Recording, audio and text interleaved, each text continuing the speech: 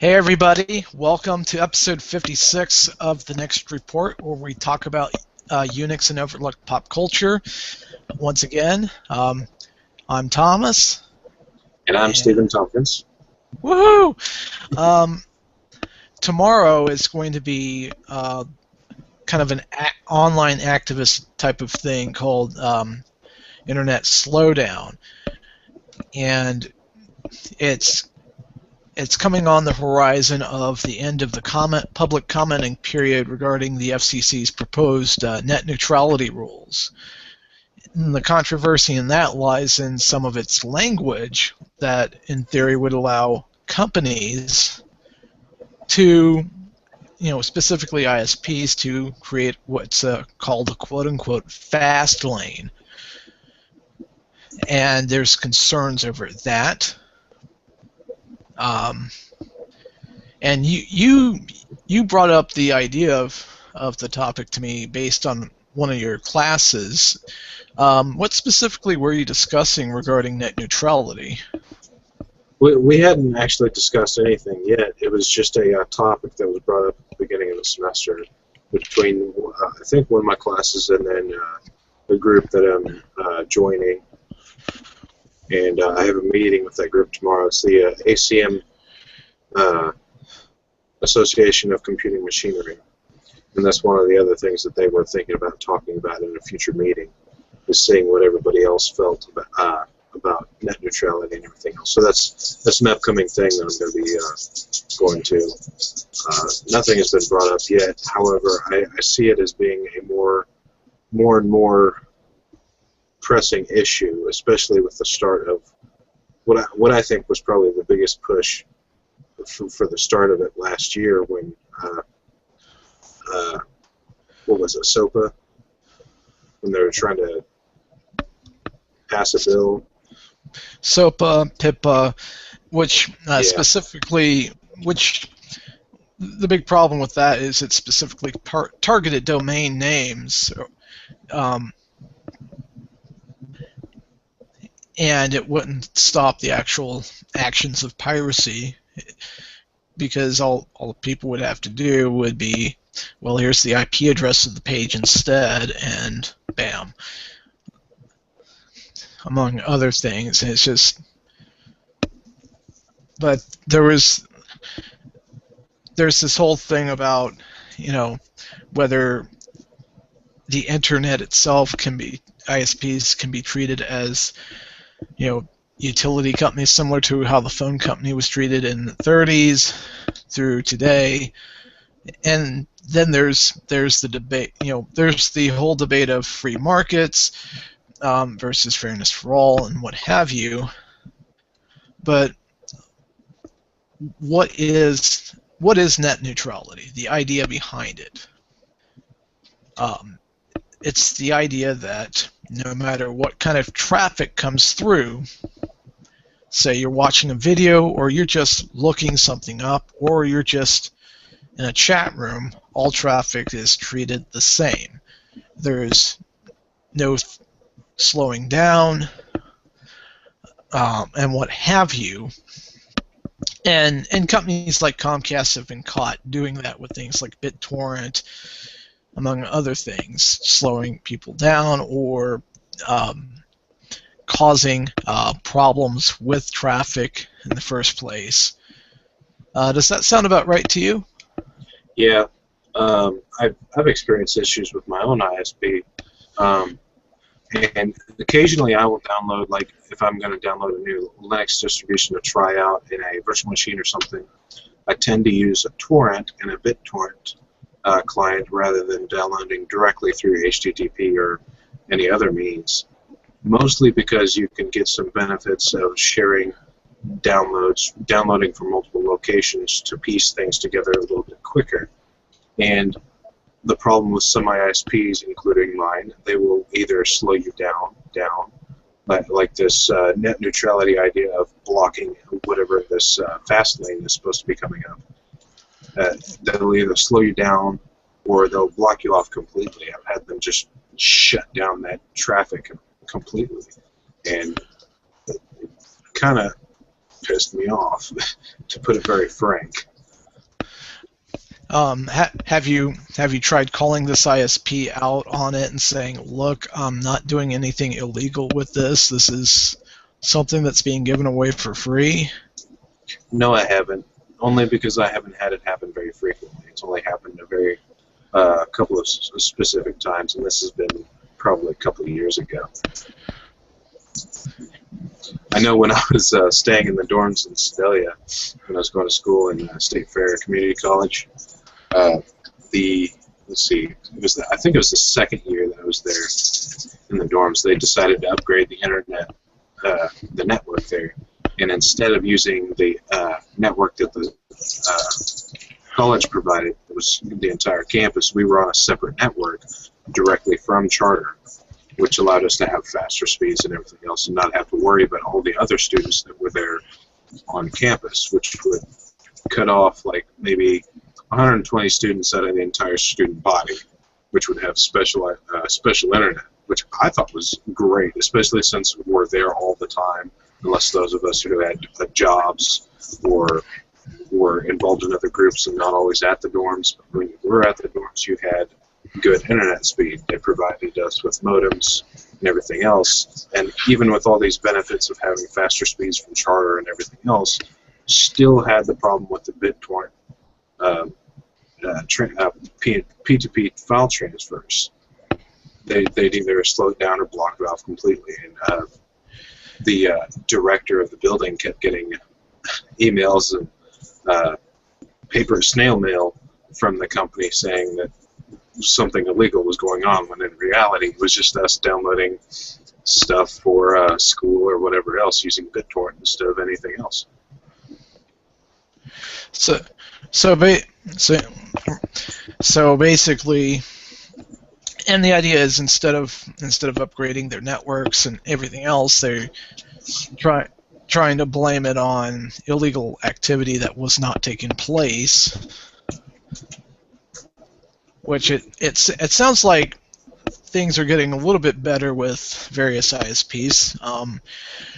Right before, of course, I leave Warrensburg and move to a different setting where DSL is the best option available, Charter decides we're going to double our speeds for free, or available speeds for free, and personally, I don't think something like that would have happened were it not for Google Fiber appearing in Kansas City. Because shortly after you saw that take place, all of a sudden ISPs started increasing their capacity a little bit. And a lot of them will not come out and admit they're trying to compete with Google to a point. Instead, it's, oh, Charter's trying to compete with AT&T's Uverse by expanding their network out, or what have you. Based on conversations I had with somebody who works for Charter, telling me that they're expanding their network and they'll eventually be gobbling up the smaller towns again, which we'll see if that happens. It'll get interesting if it does. But what are your thoughts on net neutrality? How do you feel about the idea of net neutrality and how to actually achieve that end? Personally, I feel that it's a good thing. It's not something that we should steer clear of. Since the advent of the internet, nobody's had to have to worry about having prioritization of traffic and anything like that. Now, locally, I know there are things coming out for like your routers and stuff like that. ASUS, like if you get a brand new wireless AC router, you can prioritize your own network traffic. That way, your game, like if you're playing a video game, you're doing online gaming or something like that, that traffic is sent from your specific network first, so that way it's benefiting you. But for users that are on an entire WAN network, wide area network, for those of you who don't know what it is, it's just a bunch of LANs connected together, is basically the internet. So basically, for the internet, for every other user, it doesn't affect them. It doesn't harm them. However, if net neutrality, or the idea of net neutrality, were to be ignored, and ISPs and other companies and everything else are focusing on, or the ISPs are focusing on only allowing certain traffic through, blocking off other traffic to make sure that this other specific traffic can go through the network first, is going to cause problems for a lot of people. Especially if somebody wants to, like, if somebody wants to watch a YouTube video or something like that, or if a student is trying to research stuff for their homework, what if that traffic is blocked just because the government wants to find out something about some random guy in the middle of nowhere? Right. And one of the big things that people complain about is you have South Korea, whose speeds, put ours to absolute shame overall, to where it's just like entire ISOs can be downloaded in a matter of seconds, whereas here it's only in a limited way. And Google becoming an ISP in and of itself, if memory serves, was mainly to shame other companies into increasing their capacity, and all of that. And now all of a sudden you have people upping their speeds. And one of the big arguments is, well, competition. There's a lack of competition. There and everything else, and people just want to be able to do their things online without being limited, and that's why I kind of went out of order for a second, but that's all right. That's why websites like Pornhub, of all places, yes, Pornhub is actually doing this, along with the Electronic Frontier Foundation and Demand Progress, Fight for the Future. Etsy, Reddit, Mozilla are also in on this. Tomorrow, this Wednesday, we're recording today on Tuesday, there's going to be this whole slow down the internet. It's going to be and what you would see is a little banner that says protect net neutrality, internet freedom, defend net neutrality, and all of that. And the idea behind that is to raise awareness of these new rules. And what would wind up happening is the banner will link to the EFF's website, where you can submit comments to the FCC regarding this issue.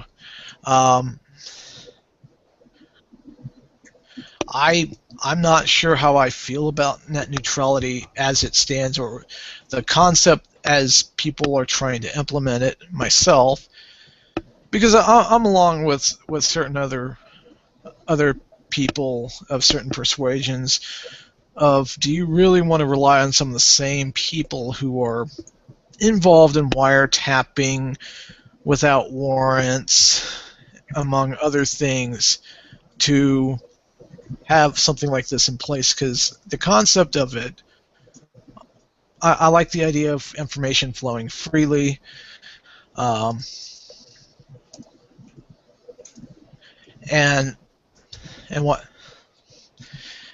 whatnot. And when you have people like Tom Wheeler who have been in other industries, you have this whole corporate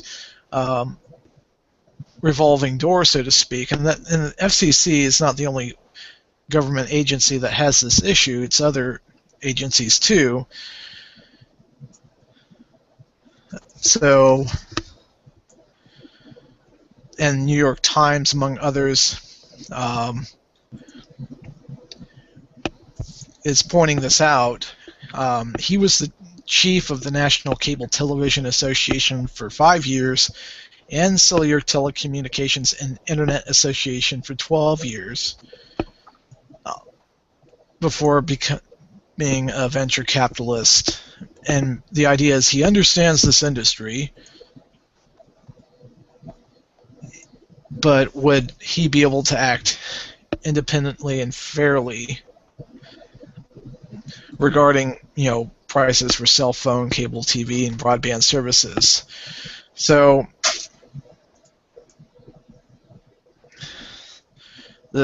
that's the big question that I'm kind of asking.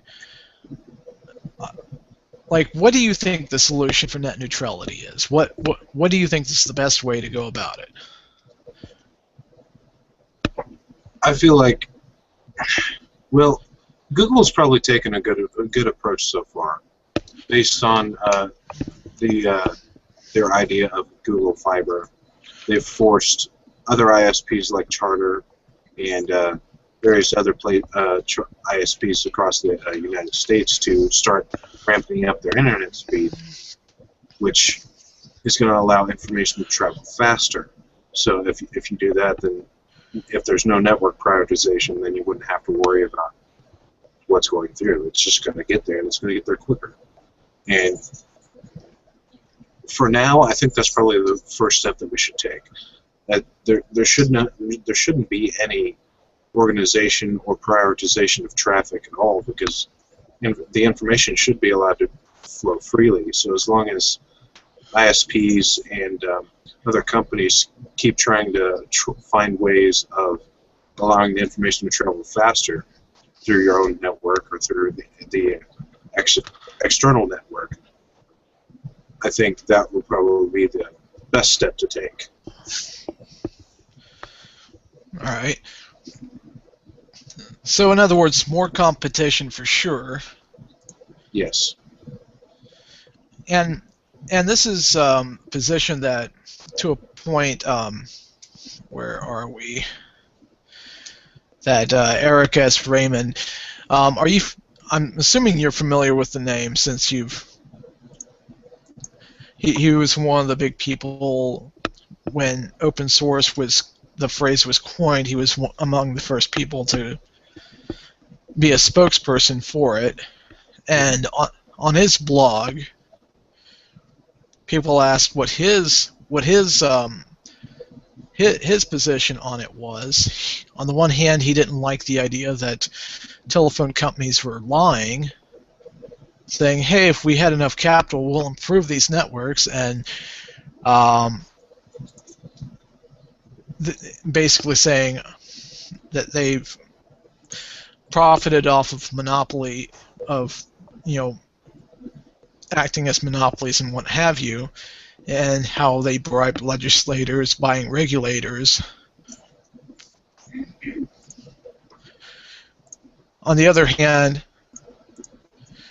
hand, he also asked the question of, do you want to go to the same regulators that are married to the same corporate people? He's proposing a ground-up solution, specifically something called UWB. Are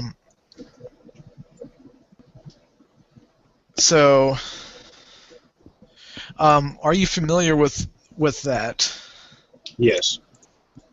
What is UWB?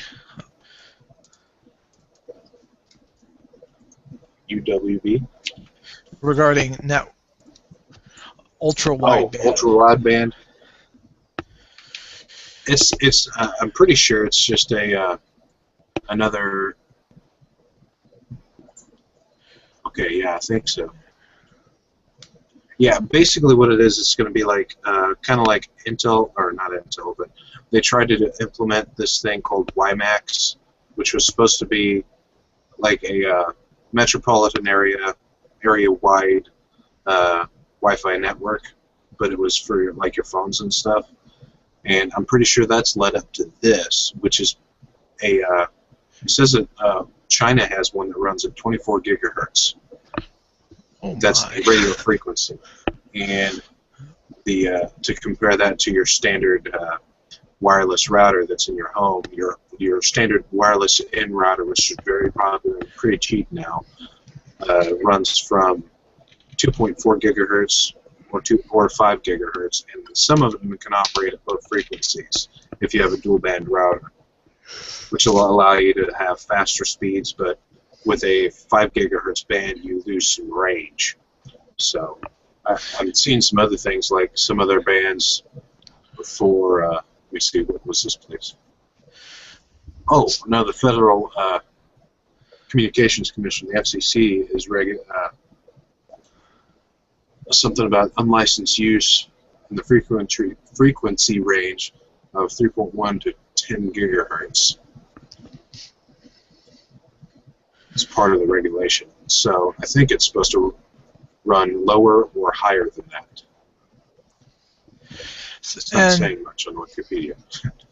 So, but what he's arguing is people setting up more mesh networking and basically walking around the ISPs in a sense, which is an interesting idea, and what have you. And it sounds like he's kind of arguing in with more competition, right? What it sounds like. Well, the Consumerist has a very interesting piece explaining the big obstacle to that, because the thing of it is, I live in Holden, and the most viable option for broadband in Holden that is reliable enough and fast enough to do something like this is basically CenturyLink's DSL. Yes, I can use satellite to possibly achieve higher speeds, but there are limitations to what satellite can do at the moment. Reaction times are way, way, way delayed, so you wouldn't want to play your first-person shooters on a satellite connection. It's not playable, and you would lose quite a bit because of really, really high ping times. It's because Holden decided they were not interested in having a cable provider years ago, so it got, it kind of went by the wayside. But what if Holden decided, okay, we want to create a reliable network for all 2,510 of our residents?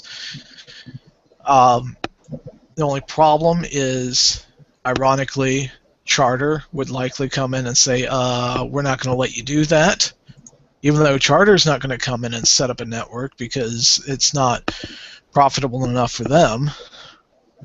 I was actually just going to make that point. Charter will not do that in a rural area like that. They will make no money. They'll lose money on that. So they're not going to even remotely want to step in. The only thing they're going to do is just push out any other competition. Yep. And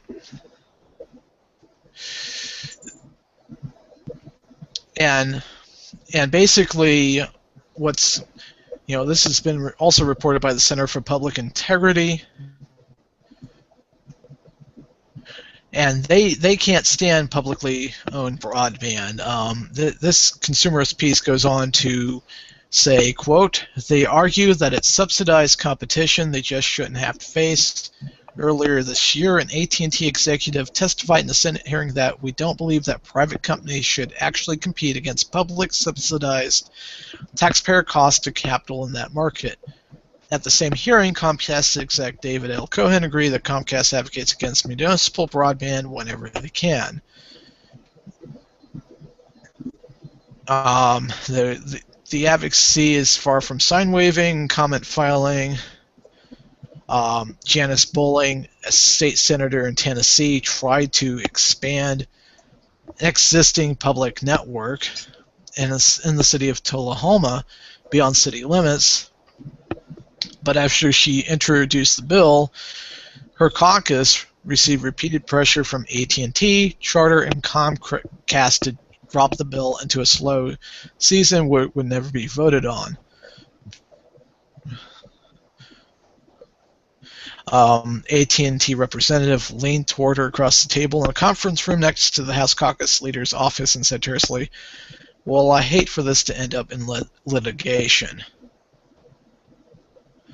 And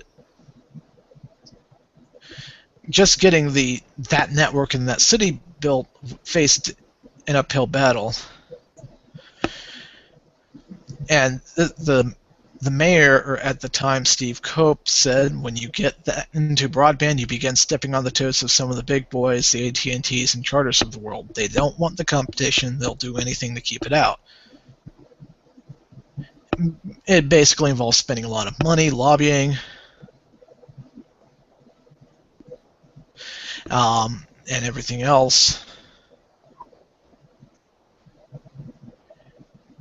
And so the big thing is that the solution being competition, except you have large companies saying we don't want competition. And I'm going to look up real quick to see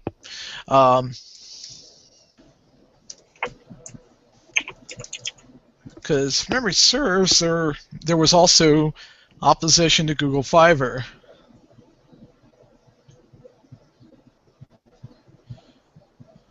Let's see. No,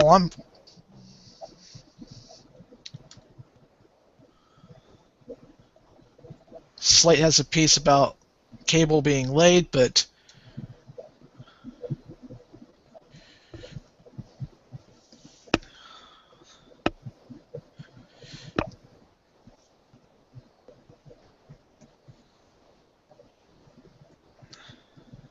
wow. So I haven't run into anything yet. Have you read any stories about Google Fiber being opposed by major? I haven't heard anything about it, but honestly, it wouldn't surprise me. Especially because Google, I don't even remember what the claims were. I'm pretty sure we talked about it on a previous podcast, that a person was able to download something at roughly, what was it, 50 or 500 megabytes a second. It was something Right. absolutely ridiculous. I cannot remember, but if you have a network that is able to transfer something at that speed, and you bring that to a large metropolitan area like Kansas City, you're definitely going to be stepping on some toes. So I can understand why they would have opposition.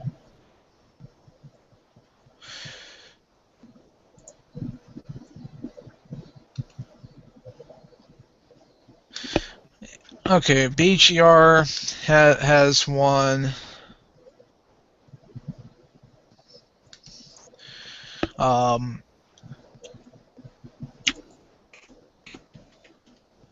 Let's see.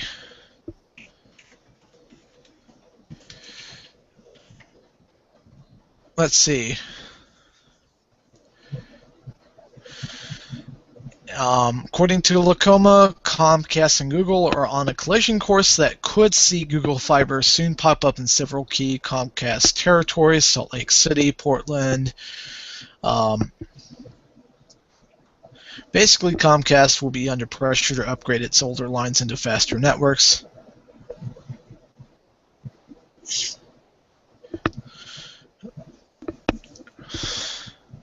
So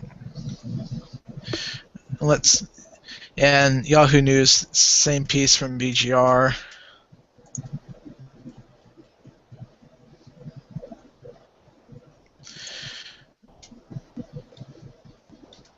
I can't remember reading stories on anybody being opposed to Google Fiber. It's just opposition to local government-run ISPs. Just the only articles I've been finding. However, I did find something else interesting. Oh, what's that? An article by the International Business Times about Google's stance on net neutrality. And then Headline is Google's stance on net neutrality ties with conservative political group worry activists.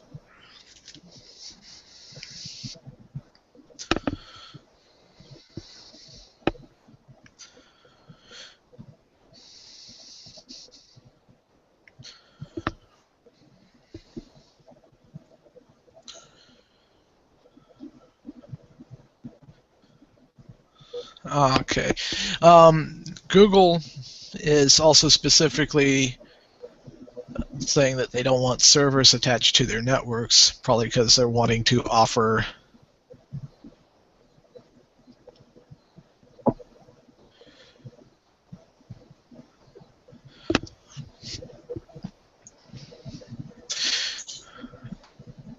so basically they're wanting to offer server services, I guess.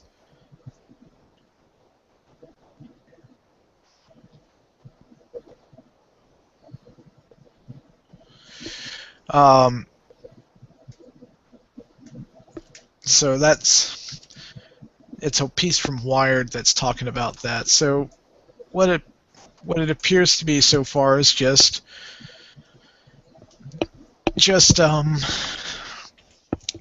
locally municipally run services. What if a grassroots thing popped up instead? Like, you know how some people that provide electricity to like people living out in the country or and they're basically part of a co-op. Mm-hmm.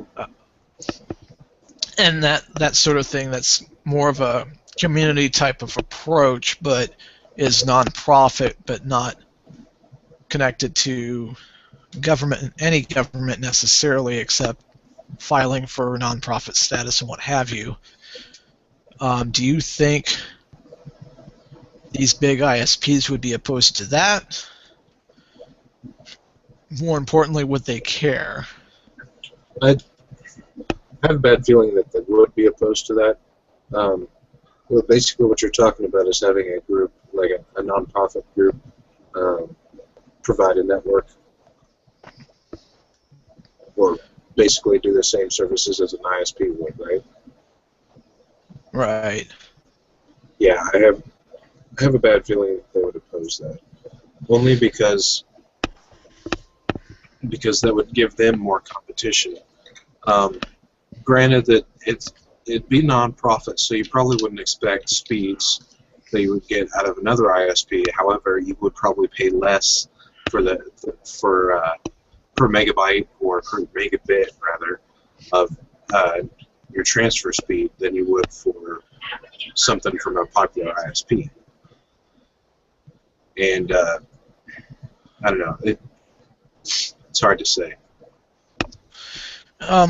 And going back to this Ars Technica piece, Missouri, public broadband services are generally prohibited except when provided by power utilities. However, public power utilities are permanently prohibited from providing such services. Oh wait, I'm reading the wrong thing. I'm reading Nebraska, not Missouri. Cities and towns can't sell telecom services or lease telecom facilities to private providers except for services used for internal purposes, services for educational, emergency, and healthcare uses, and internet-type services. So Holden can't set up an ISP. No other city can set up its own municipal service. Which is pretty terrible, if you ask me. So I like the answer of more competition. The big question is how to go about that.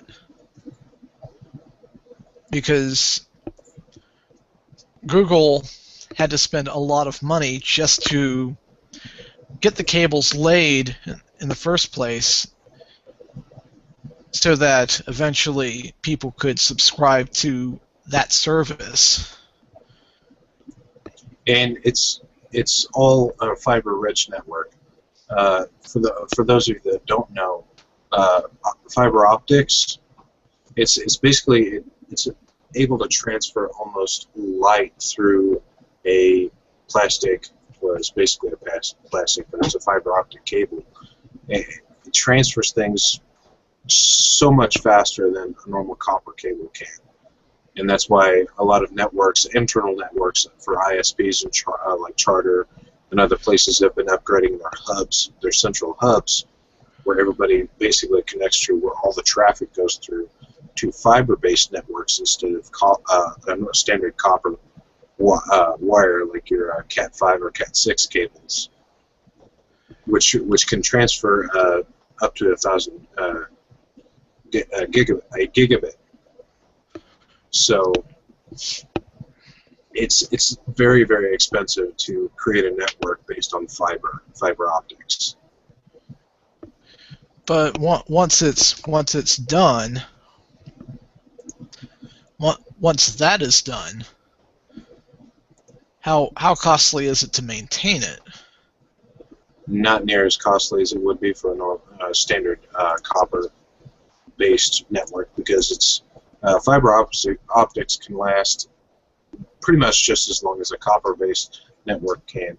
The only difference is that your specialized connectors and everything else, the only cost of replacements would be any network hubs, routers, and stuff like that. Which, if those get the way a lot of companies have been upgrading their products, has been toward reliability and longer-lasting products rather than something that provides you just brute force speed. And Cisco makes very excellent products. I've messed with some high-end Cisco routers in one of my classes, and it's real reliable. And you combine that with a fiber-rich network, you're going to get an excellent network. So what do you think the result is going to be from tomorrow's internet slowdown? It's definitely going to open up some eyes. I feel like that's probably the basic approach of a giant internet slowdown, is to make people see, hey, look, this is what's happening. We want you to know what's going on. So for you to do that, we're not going to let you look at anything else except for this. Well, and it's because what'll happen is if you embed their HTML code into your site for animation banner, their little animated banner, it'll say if there were internet slow lanes, you'd still be waiting. Protect internet freedom, demand net neutrality. And you would click it, and boom, it would pop up.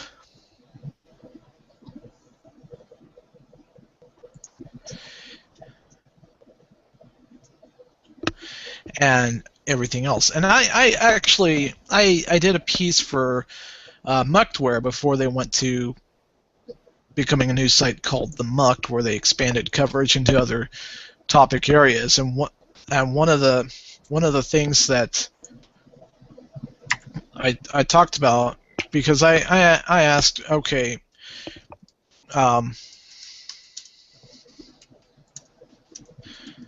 one of the things I asked was about, is the FCC the solution for net neutrality?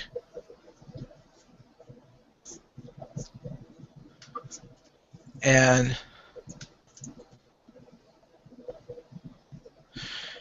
no, that's not the piece. That's not it. U.S. kills net neutrality. Will it kill innovation? There we are. And I actually asked the Electronic Frontier Foundation, and they actually responded. And I basically said the following: is it wise to look to these same people to keep net neutrality intact? And I'm referring to violations of the First, Fourth, and Fifth Amendments in the name of national security.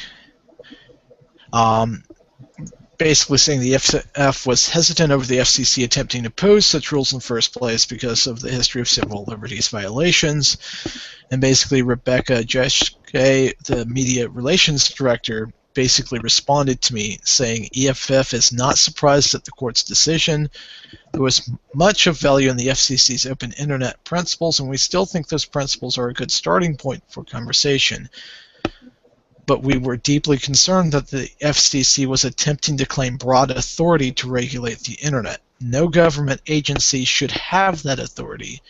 So we are glad this decision clarifies that. As we look towards the future, internet users need to have a pragmatic and open discussion about ways to promote and defend a neutral internet. In the meantime, ISPs must comply with their transparency obligations so that customers can see if their internet providers are giving them the non-discriminatory service they expect them to serve. So their concern is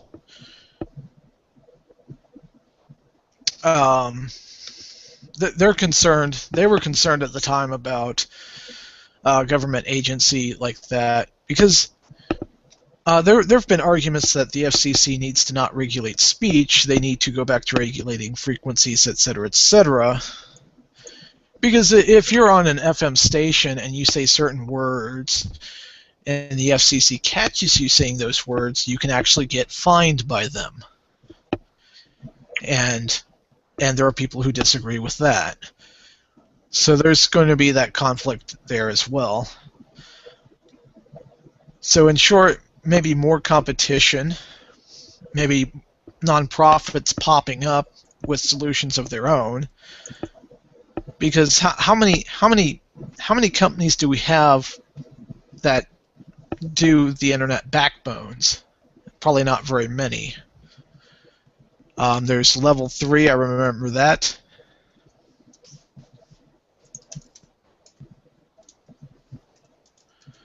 Because I think it's like 2 of them. Level 3 and one other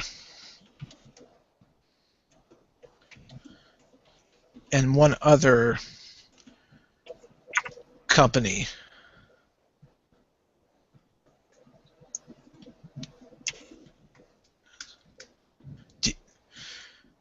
Because I've heard of Level 3, I just don't know what the other company is.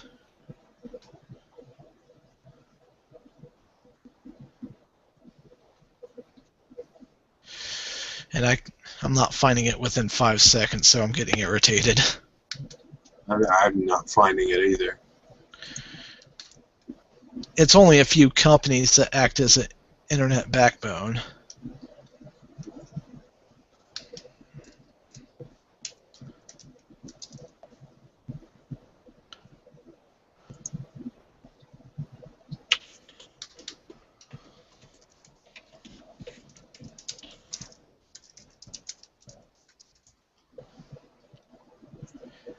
Let's see.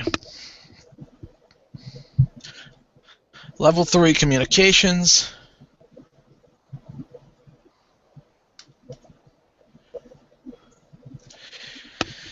And the Wikipedia page for that should be able to say which other companies are there too.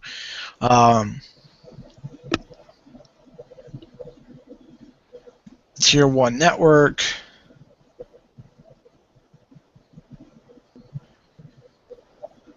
And they operate in 46. Oh, okay, here it is.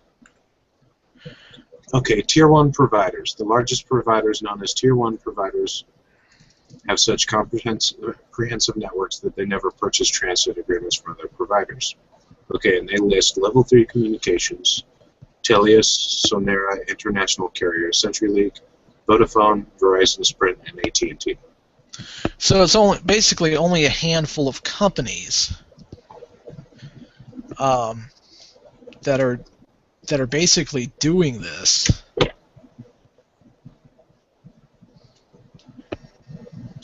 So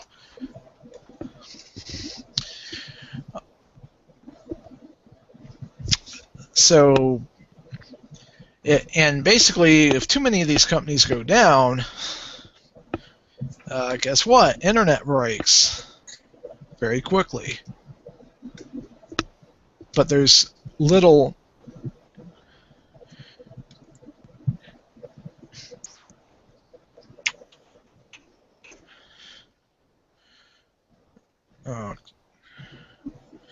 so, and you said Cognate, right? Or you're not looking at the same page I am. I was looking at the Wikipedia page. No, I did not see that.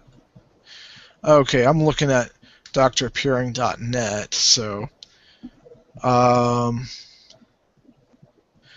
Tier 1 network. There we go.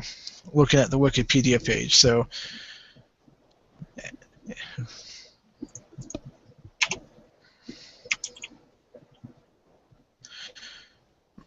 regional tier list of Tier 1 networks.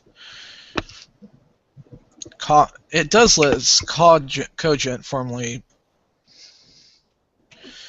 some other company, GTT, Deutsche Telekom, Level 3, yep. It's also XO Communications. So this is about how many 1, 2, 3, 4, 5, 13 companies at most.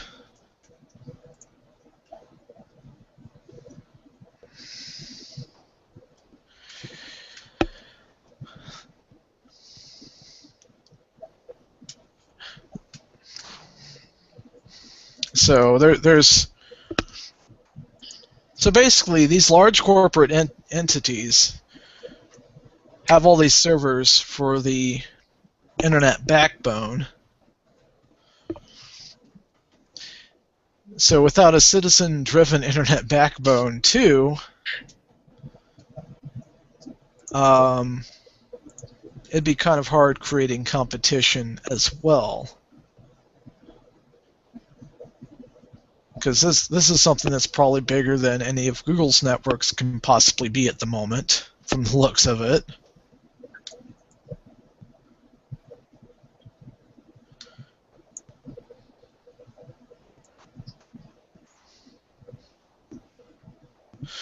So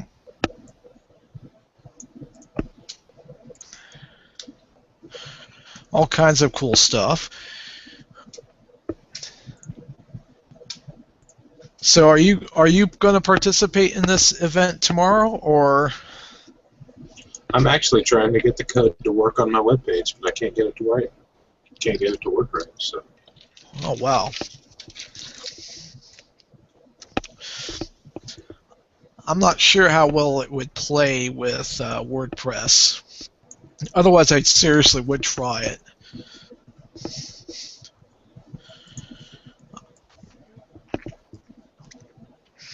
I mean, I seriously would like to try it, but I'm not sure if it would work very well or not. At least not with the website template that I have.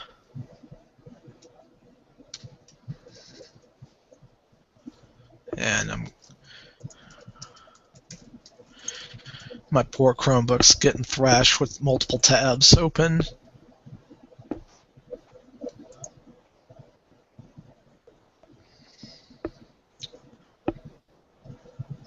And of course, come on. Right there, right there. Let's see. That would be my only issue, is if it would actually work, I would actually pop it up and say, hey, so I think it's a good idea to raise awareness of this. And of course I get to update the darn thing before. I forgot, new version of WordPress. And more plugins too.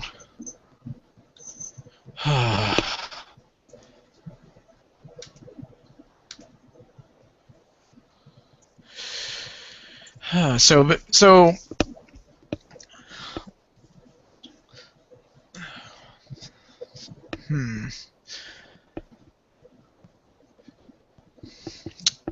So basically, without actual net neutrality, we wouldn't be able to do things like have open source projects that would interfere with a lot of things. Some people at Netflix, you remember how they had to pay after the ruling regarding FCC's rules, just so they wouldn't have their stuff throttled. And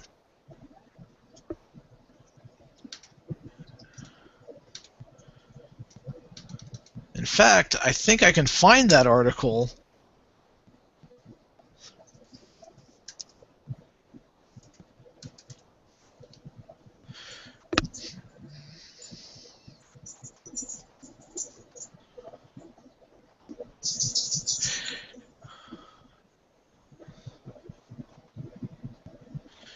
And this is directly from Level 3's blog, too, by the way. And here's the first paragraph. David Young, Vice President, Verizon Regulatory Affairs, recently published a blog post suggesting that Netflix themselves are responsible for the streaming slowdowns Netflix customers have been seeing. But his attempt at deception has backfired. He has clearly admitted that Verizon is deliberately constraining capacity from network providers like Level 3, who were chosen by Netflix to deliver video content requested by Verizon's own paying broadband consumers. His explanation for Netflix on-screen congestion messages contains a nice little diagram. The diagram shows a lovely, uncongested Verizon network conveniently color-coded in green. It shows a network that has lots of unused capacity at the most busy time of the day. Think about that for a moment. Lots of unused capacity. So point number one is that Verizon has freely admitted that it has the ability to deliver lots of Netflix streams to broadband consumers requesting them at no extra cost. But for some reason, Verizon has decided that it prefers not to deliver these streams, even though its subscribers have paid it to do so. The diagram then shows this one little bar, suggestively color-coded in red, so you know it's bad, and that is meant to be Level 3 and several other network operators. That bar actually represents a very large global network, and it should be shown in green since, as we will discuss in a moment, our network has plenty of available capacity as well. In my last blog post, I gave details about how much fiber and how much equipment we deployed to build that network and how many cities around the globe it connects. If the Verizon diagram was to scale, our little red bar is probably bigger than their green network. And so basically, long story short is Verizon just kept throttling those who were using Netflix. And do you have Netflix, and have you noticed any slowdowns? I do, but mostly when we use Netflix, we were using my computer for a while. My Blu-ray player also supports having Netflix. It's got a built-in app on it, and I've never had a problem with Netflix. Not on my ISP anyway. So. Right, because memory serves, Netflix paid Verizon extra money for so-called fast lanes too.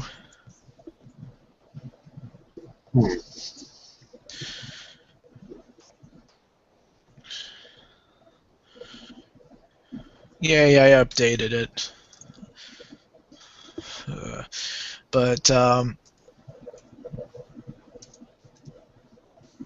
And that's part of where that conflict's coming as well, is if there's a fast lane, there's going to be and there's going to be a slow lane. So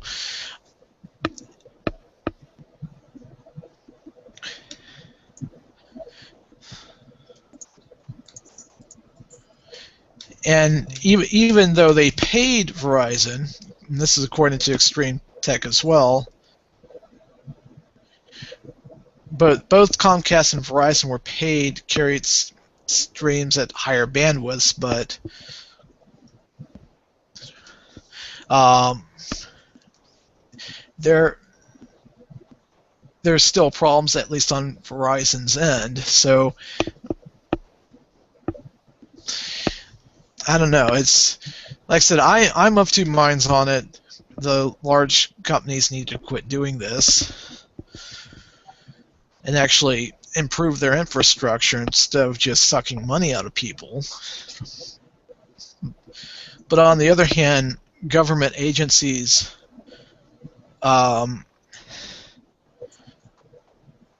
we really shouldn't be relying on them either, because they consist of politicians that recently came from the private sector and the very same companies that are pulling this stuff in the first place. There have been stories of people switching to like using a virtual private network and noticing that their speeds actually went up.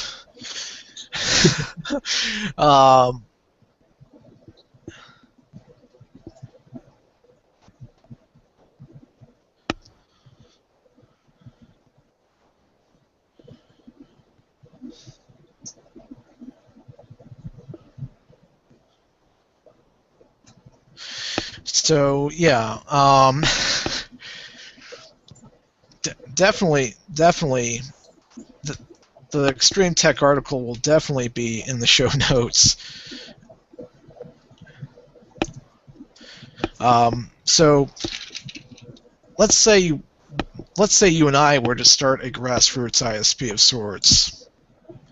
How would you go about it, and what technology would you use? Well, if I were to start a new network, I would probably stick with. I've had experience with Cisco high-level routers and hubs and switches like that. So that's what I would prefer to start my network with. And then the only problem in starting something like that is it's going to be a high cost to start off, and then providing this service to other people is going to be extremely expensive. So you'd have to figure out what kind of service do you want to offer to people. Is it going to be localized? Is it going to be a widespread network? So that would judge on what kind of technology you would use and stuff like that. All right. If it was a local small network, then you could probably use fiber and stuff like that. If it was something else, you could use just a standard copper-based network. If it's something like a wider range of networks. Yeah, because like as I think we've had in previous conversations, and everything else, it looks like there's an issue with your microphone and everything else.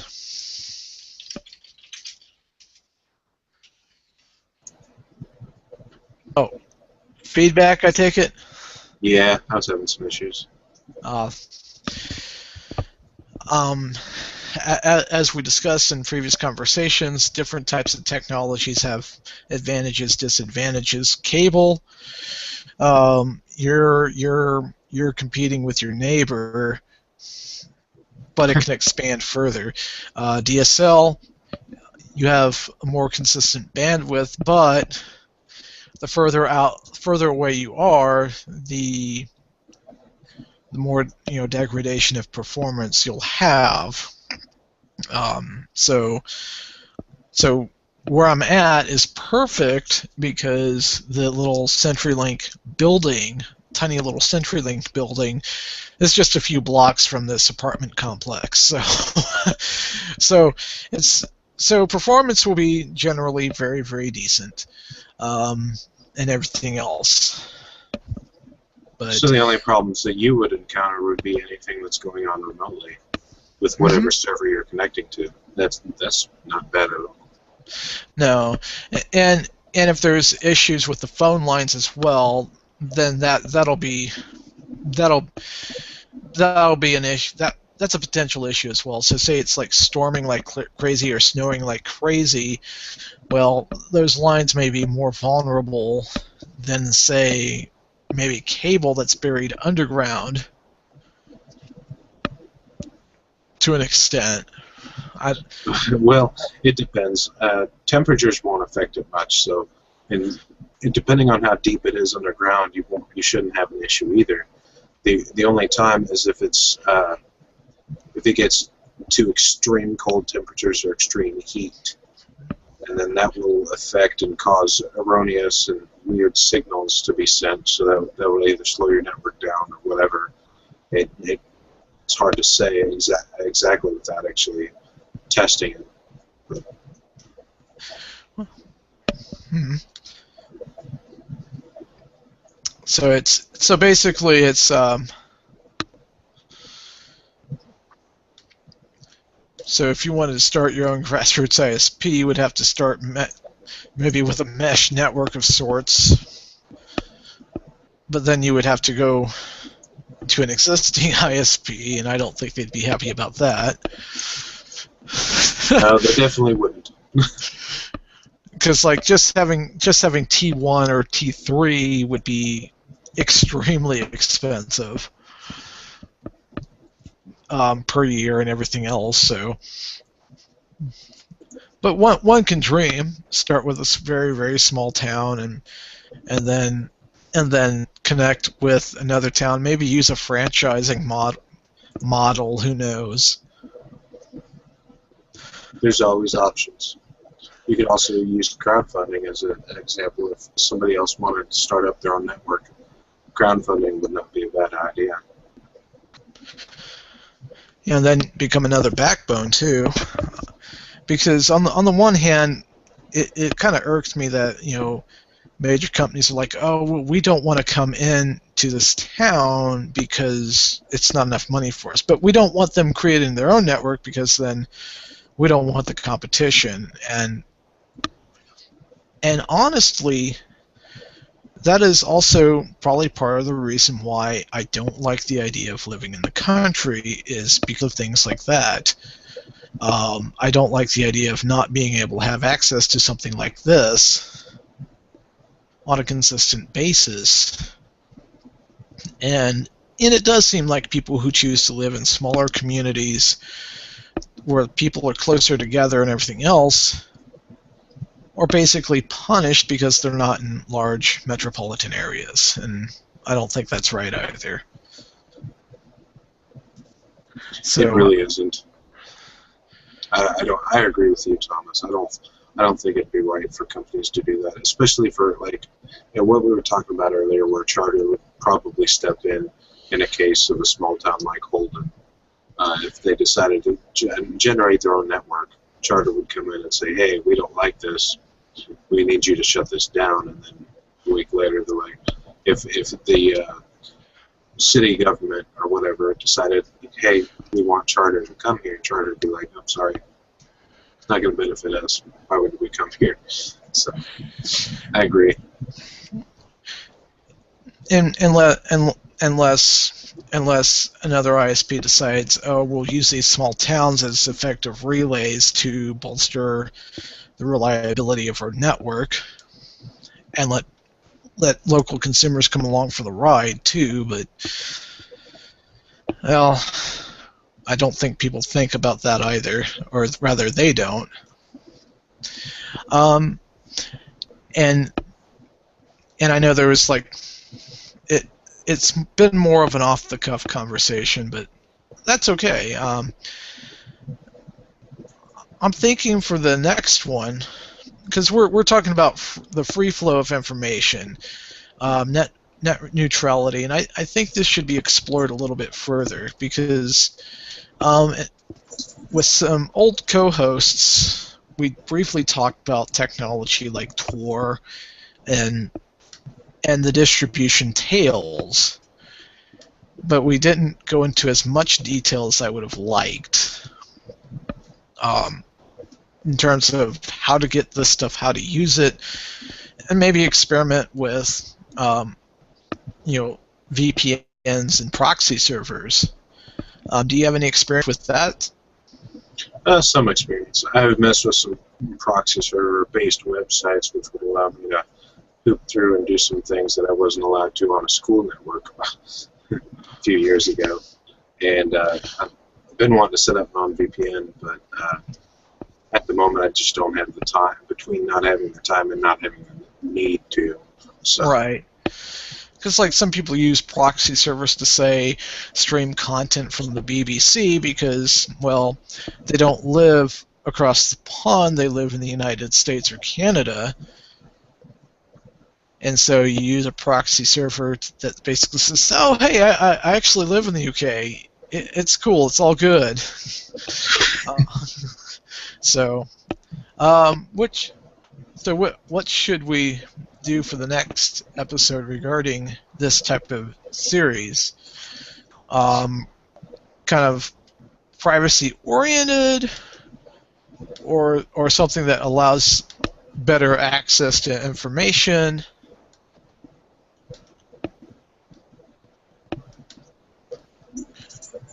Because you want to talk about VPNs, proxies, or Tor, or maybe all of them at once.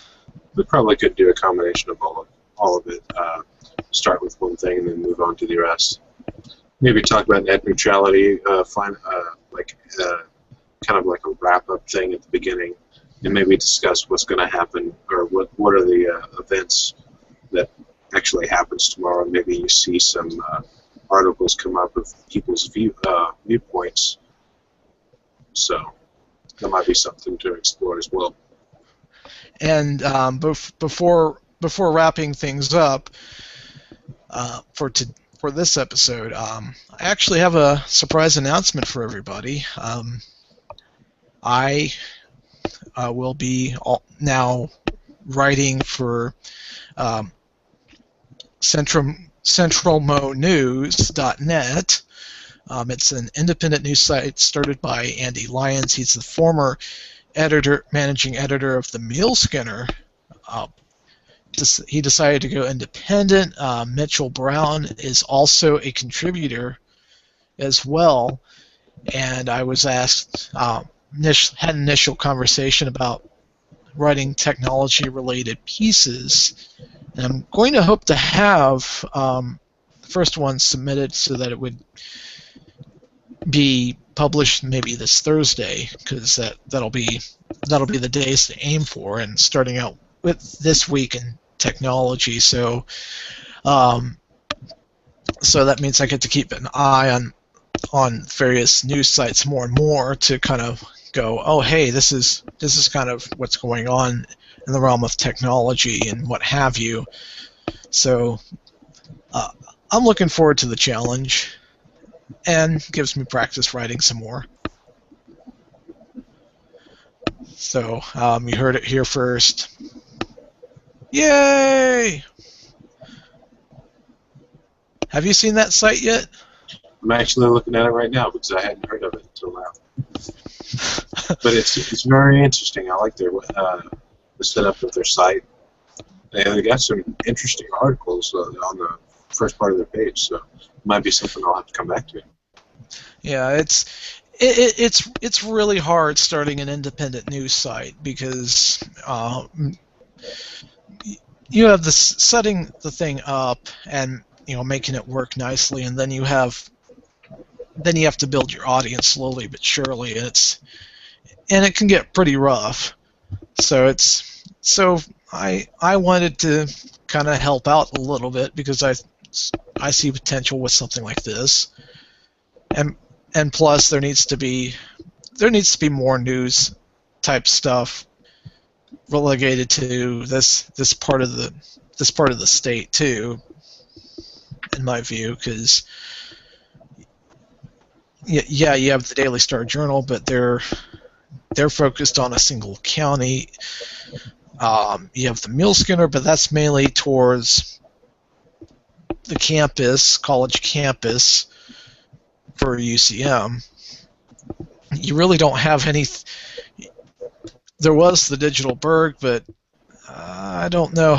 I don't know if that thing's still up and running or not.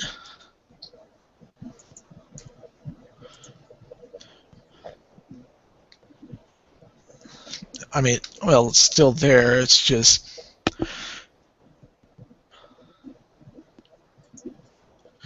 so so it's the more competition argument. It's gonna be only a good thing.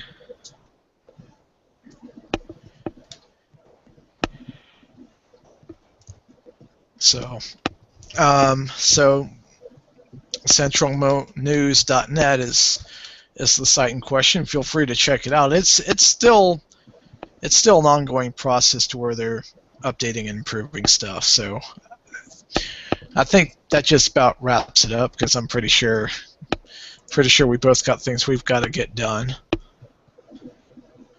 Oh, only a little bit. Like maybe sleep because I saw you yawn a couple times. Oh, I'm not that tired. I've actually got plenty of energy. I've just been sitting down long enough. It slowly just made me calm down a little bit. So. Oh wow. Well, maybe that means I need to get up and do something.